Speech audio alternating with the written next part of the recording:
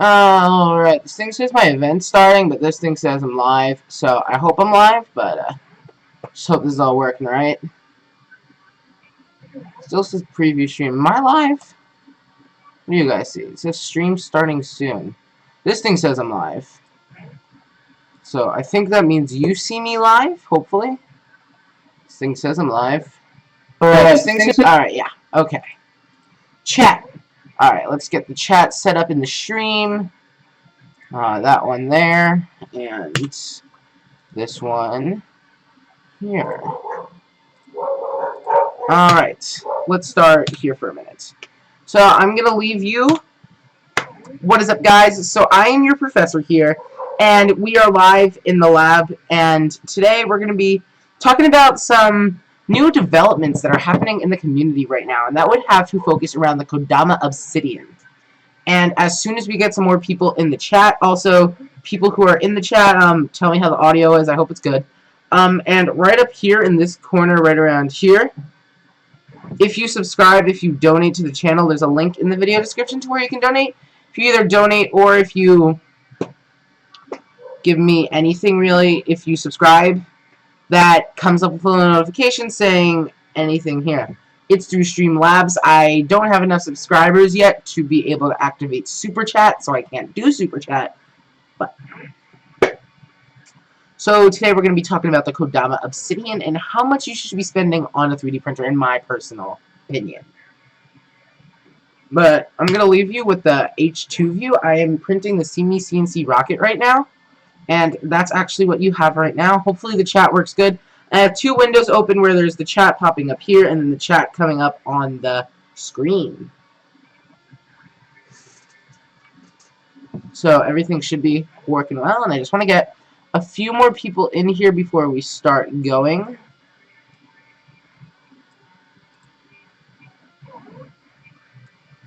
Since my event started, whoopsies.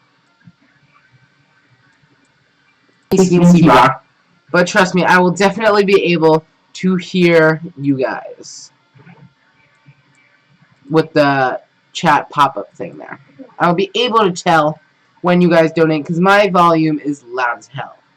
I'll show you right now what it will be like. But first I need to go into Streamlabs.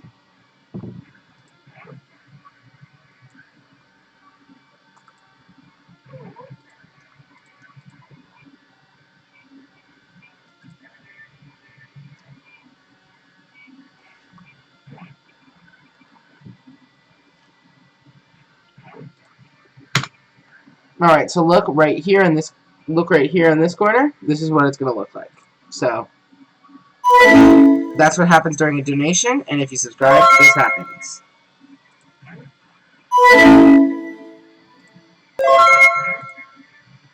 Voila. That's how it works. So let's leave you with the machine view.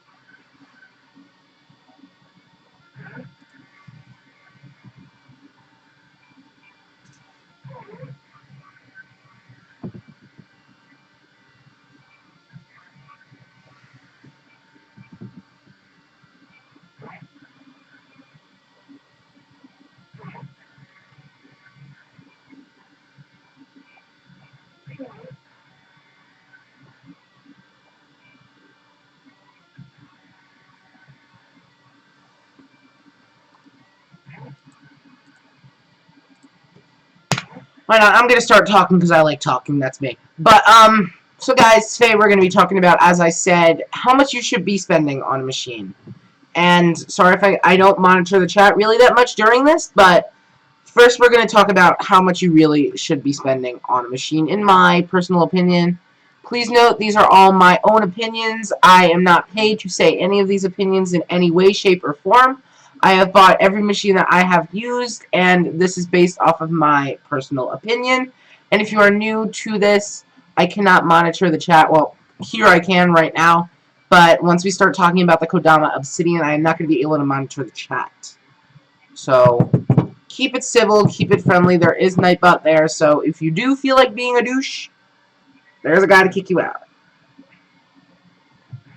So, how much you should spend on a machine? I personally, let's talk about the machines that I have first. I have two machines. I have the Kodama Obsidian and the, not the Kodama Obsidian. I have the CME H2 and the Prusa i3 Mark II.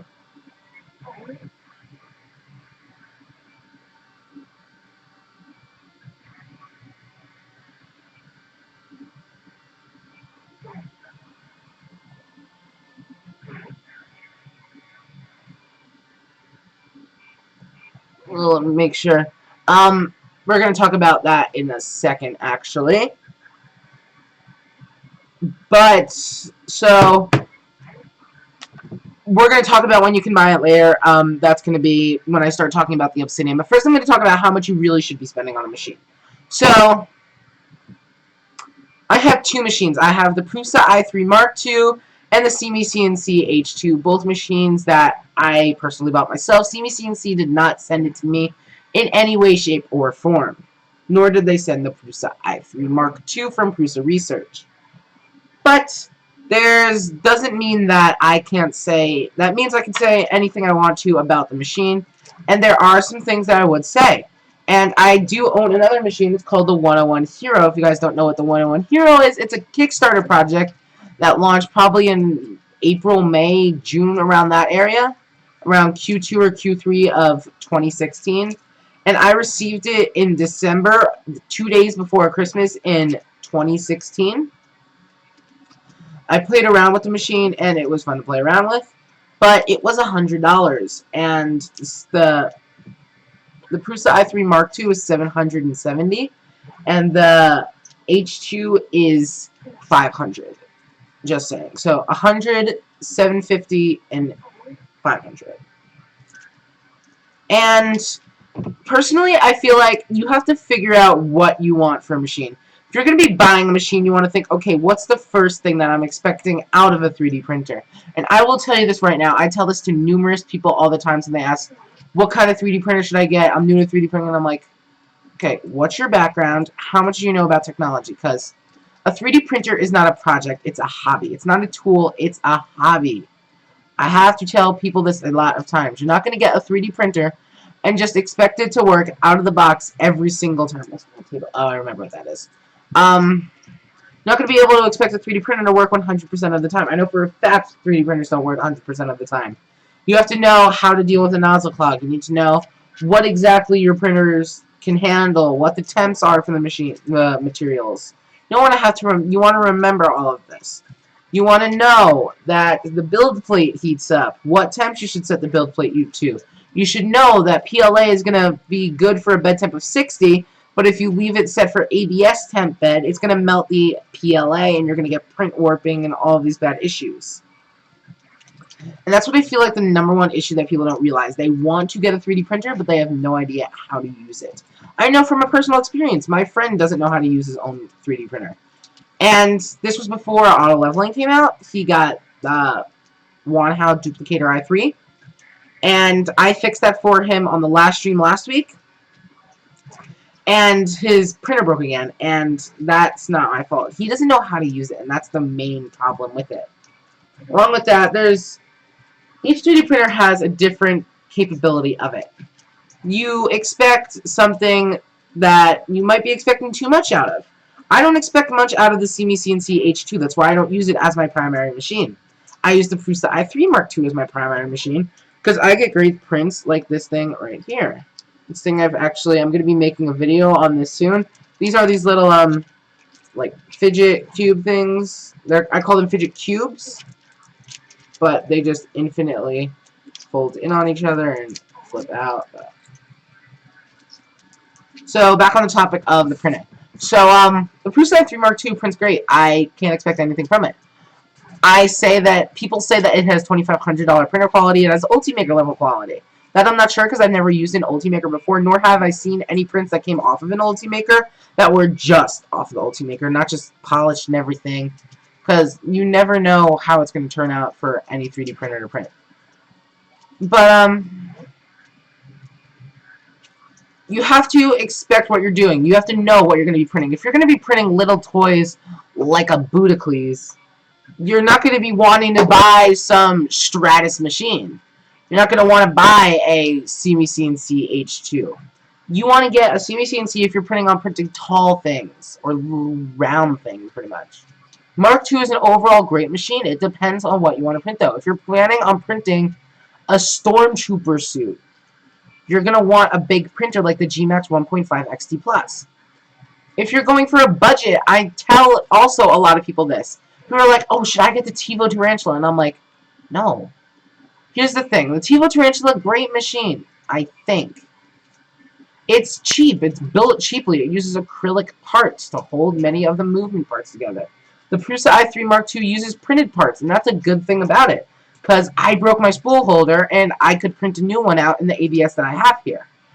The Mark II's upgrade pack. They're sending ABS to print the parts in. Speaking of which, guys, the Mark II's upgrade pack should be coming sometime the first week of April.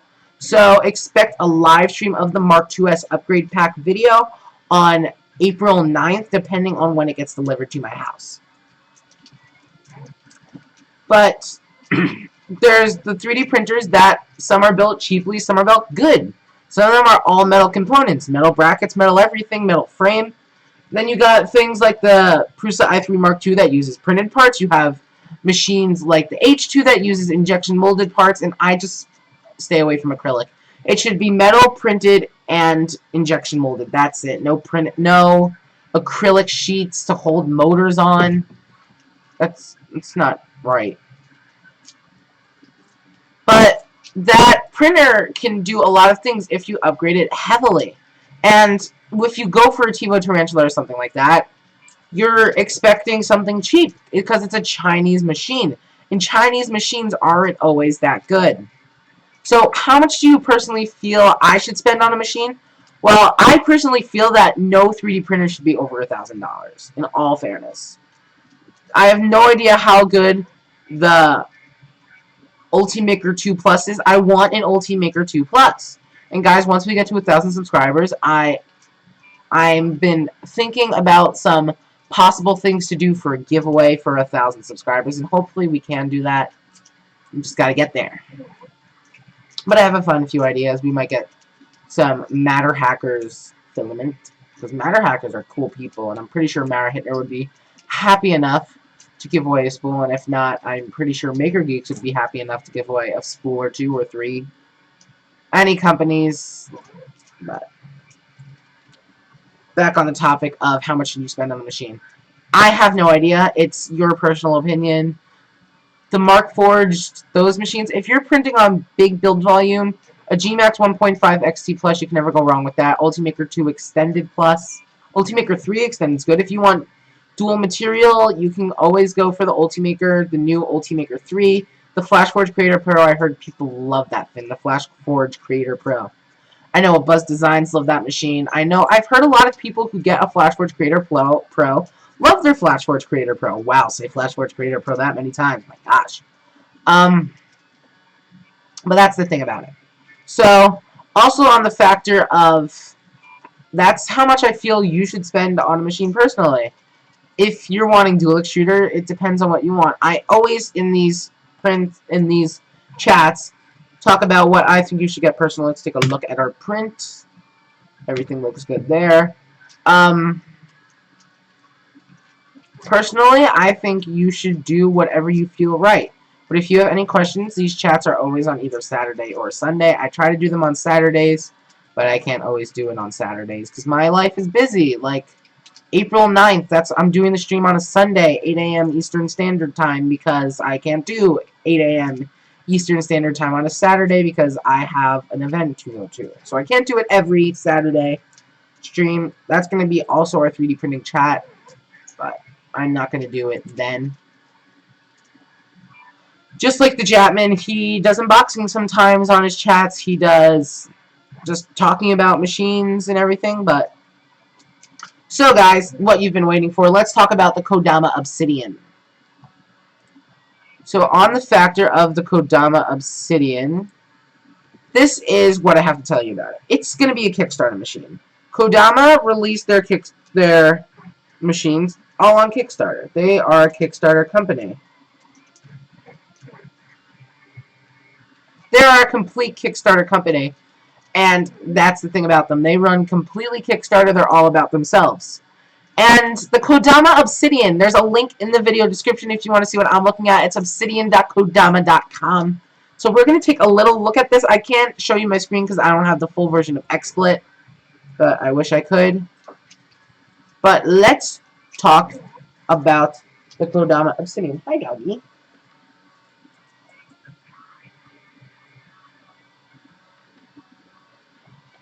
The Kodama Obsidian. Sorry. The Kodama Obsidian. So, Kodama made the Trinus 3D printer on Kickstarter. You can look that up somewhere. Just look up Trinus on Kickstarter. I didn't include a link in the video description. That's one that I didn't think about until I just clicked stream. And I wasn't going to fix it then. What are you doing, doggy? What are you doing? What do you guys think of that print? Looking good to me. You go, H2. Okay. So, I'm going to answer your question, Tim D. Penn. You can buy it in Q2 of 2017. It's going to be on Kickstarter. And it will probably not start shipping until the end of, I would say, expected in September. Probably around there. October, September, that kind. But here's the thing. It's going to be a $50 bare bone machine. And that's what's getting people to look at it. It's going to be $50 bare bones. And what I mean by that is no heated bed, no LCD panel, no camera, just the printer and everything in it. Now, those upgrade packs, you can get a heated bed, you can get the panel, you can get the Android panel for communicating with the machine without a USB cable. I've tweeted to Kodama about how they've managed to make the machine so cheap, but they didn't want to respond back to me, so that's why I'm mad at them. It actually came up faster than on here. Surprising. So it's going to be 120 by 120 by 120 millimeter diameter, 120 by 120 by 120 cubic inches, cubic millimeters each way, so 120, 120, 120 each way. So I'm not going to be able to look at the chat right now because I'm telling you about the machine. So what I've seen on the machine is it looks like it's a Bowden setup, maybe. It looks like they have a tube feeding into the machine. The spool holder's on the side, and it looks like a mostly enclosed build volume. It's an all-black machine. Now, I'm not positively sure. It looks like it's a Bowden setup, but the Bowden setup is encased, so it might be the motor, but I can't exactly see the hot end to tell if there's a motor on top of it. There's no real point in there where I can see. It probably is a Bowden setup, though. Let me just take a look at this for a second, because I couldn't. I think it is. Okay. I'm pretty sure it's a Bowden setup. It's a Bowden extruder. Comes with their own material. And so, right here on the page it says, "It's always seemed impossible until it's done." Obsidian is part of a new generation of FDM 3D printers that redefines what's possible in affordable 3D printing. It is exquisitely designed inside and out with an all-metal black body and internal components engineered in-house by experienced manufacturers and exclusive to Kodama. This is the 3D printer that world has been waiting for, with no compromises made between beauty, quality, and affordability. Obsidian is brought to you by Kodama, the team that delivered the Trinus 3D printer, over 3,000 backers in over 80 countries. So, as you can see there, they are making their own motors, which means that it might be better than what you're getting out of the 101 Hero. You didn't know the 101 Hero uses these little geared stepper motors, and they're total garbage. They don't work at all or really well. They're truly terrible, which means they're probably not going to be using those for their machines since they are going to be manufacturing the components all in-house. What I don't understand is how they're going to manage to make it $50. Those motors are not going to be good, probably. $50 doesn't even buy you 5 NEMA 17 motors. They might be doing NEMA 9s, but yeah. That I'm not sure about. If you're going for 120, could you buy the Obsidian also in Europe? You could probably buy it in Europe. You could probably buy it in Europe. It's a Kickstarter, so, and they're located in China, so probably Europe. They're going to ship it all around the world. If you were able to buy a Trinus, then probably. But they say it's affordable, professional grade quality at an unbelievable price. Plug and play. Comes assembled. Exquisite design. Camera. You can record time-lapses and monitor prints remotely. Not included. Heated bed allows you to print with materials like ABS and PETG. Heated bed, not included. Android display, also not included. So let's go over all of the specs. So it's an FDM 3D printer, which stands for Fused Deposition Modeling, which means it takes the plastic filament and feeds it into the extruder where it prints it out. The frame is made out of aluminum, or if you are in London, you would say aluminium, but I can't pronounce it right, so who cares? Now it says TFT touch. I do not know what TFT touch is. It's a 3.2 touchscreen though. 3.2-inch touchscreen. Connectivity is by USB, SD card, and Wi-Fi. Now, I've had a chance to use Wi-Fi, and the one thing that's annoying about it is it transmits the print over the Wi-Fi signal, which can get very difficult at some times. Okay, we're good there. And I had a personal experience with the FlashForge Finder with the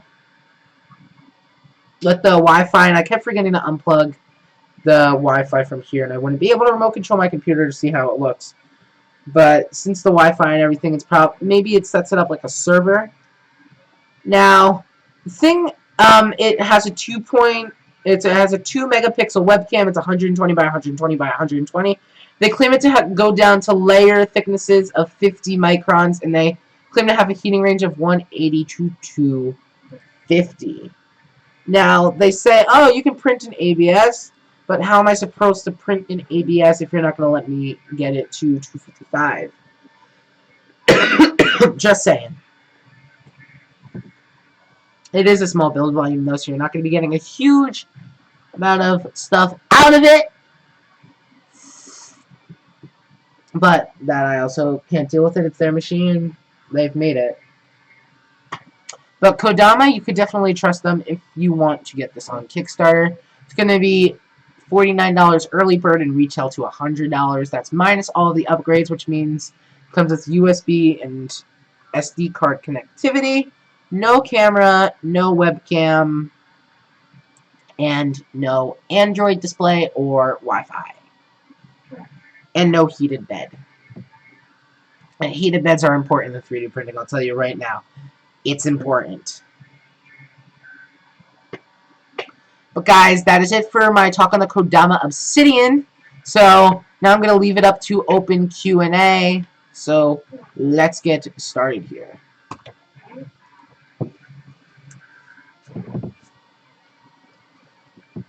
I would buy it personally. I think I'm going to back it on Kickstarter. I'm probably also going to get all the upgrades for the display, the HD, the camera, and the heated bed, because heated beds are important. And why not have a camera? And expect videos on it on the channel. And also expect videos on the Ono/Olo, because they have actually started shipping. They started shipping 2 days ago on Friday the 23rd, which was their anniversary of 1 year since the release of the Ono/Olo 3D printer. It was originally called the Olo, but they hit some copyright claims with that, and now it's called the Ono. So I hope to have that by the end of May, hopefully.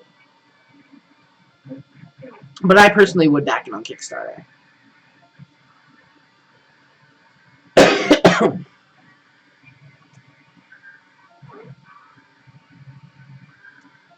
Whoa, we did the bridges. Let's see what we got here. There we go. You can see the bridges is done. It's all attached, which means that print can't screw up now. Well, it can still, but can't have a leg fall over and completely screw up the print. Alright, guys, but I gotta be out of here by 3 so I can go fly the DJI Phantom 3 Standard, because Phantoms are cool.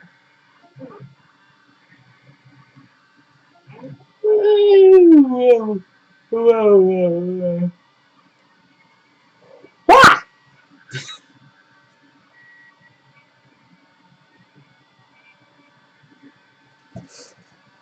So guys, any questions at all, I'm right here to answer them. I'm always right here to answer them. I actually want to tint this out a little bit. Opacity. No, chat box. Black. A little bit lighter. Not gray.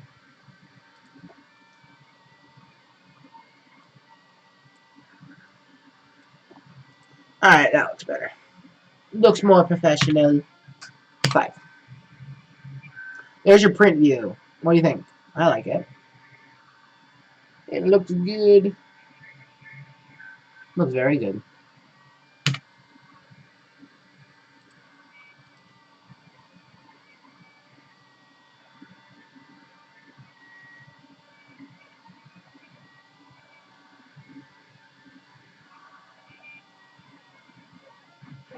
So guys, if you guys don't have any more questions, I'm actually gonna end the stream, but oh, I forgot to say one more thing though. The Kodama Obsidian is not a kind of, what do you call it, the rep wrap style design where the build plate moves in the y-axis.